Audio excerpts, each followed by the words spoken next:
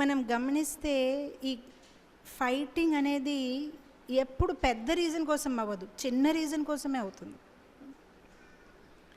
Suryaprakash time ఏంటి, నువ్వు అంటావు 4:15. రసీస టైం ఏంటి, నువ్వు అంటావు 4:30. Good enough reason to fight. ఇప్పుడు మీరు మొదలు పెట్టేయచ్చు. ఫైటింగ్ చేయడానికి you need a small reason, big ego. Small reason, big ego. You have a big ego, then you can fight, no problem. పెద్ద అహంకారం ఉందా, ఫైట్ చేసుకుంటుంది, నో ప్రాబ్లం. ఎనీ చిన్న రీజన్ మీకు ఉంది. స్మాల్ రీజన్, బిగ్ ఈగో. ఇక్కడ అదే అయ్యింది. రీజన్ ఏం లేదు, ఒప్పుకున్నారు వాళ్ళు. 5 గ్రామాలు ఇస్తే కూడా మేము వెళ్ళిపోతాం. కానీ బిగ్ ఈగో, దుర్యోధన తాలూకా బిగ్ ఈగో ఒప్పుకోలేదు. అండ్ మొత్తం మీద యుద్ధం అనేది సృష్టి అయింది. మొత్తం మీద యుద్ధం సృష్టి అయినప్పుడు వేదవ్యాసముని ఏం చేశారు, ధృతరాష్ట్రకి నీకు జ్ఞానచక్షు ఇస్తాను తీసుకో అంటే తను ఒప్పుకోలేదు.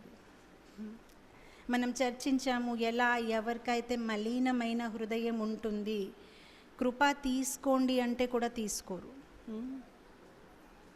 ఇది గీతా మ్యారథాన్ మంత్, అందరికి ఇది బాగా ఎక్స్పీరియన్స్. అవును మాతాజీ, మీరు నిజమే చెప్తున్నారు.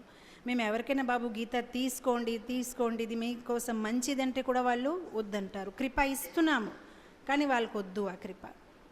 అండ్ మీరు కొన్ని సందర్భాల్లో చూడండి, మీరు ఎవరికి అడగలేదు గీత తీసుకోండి అని, వాళ్ళే మీ దగ్గరకు వచ్చి అడుగుతారు. ఏంటంటే ఇస్కాన్ వాళ్ళైనా, మీరు ఇస్కాన్ గీత అయినా ఒక ఇస్తారండి, 2 తీసుకుంటాను. ఎందుకు ఇలా అవుతుంది? మీరు ఇక్కడ చెప్తున్నారు, వాళ్ళు తీసుకుంటలేరు, ఇక్కడ తీసేసుకుంటున్నారు. ఎందుకు? ఎందుకంటే పూర్వంలో ఏదో ఒక మంచి కర్మ చేసి ఉన్నారు, పూర్వంలో ఎవరొక భక్తులు వాళ్ళకి చెప్పి ఉన్నారు.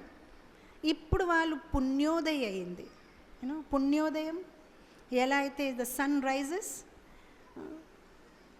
సూర్య ఉదయం అవుతే అంధకారం పోతుంది.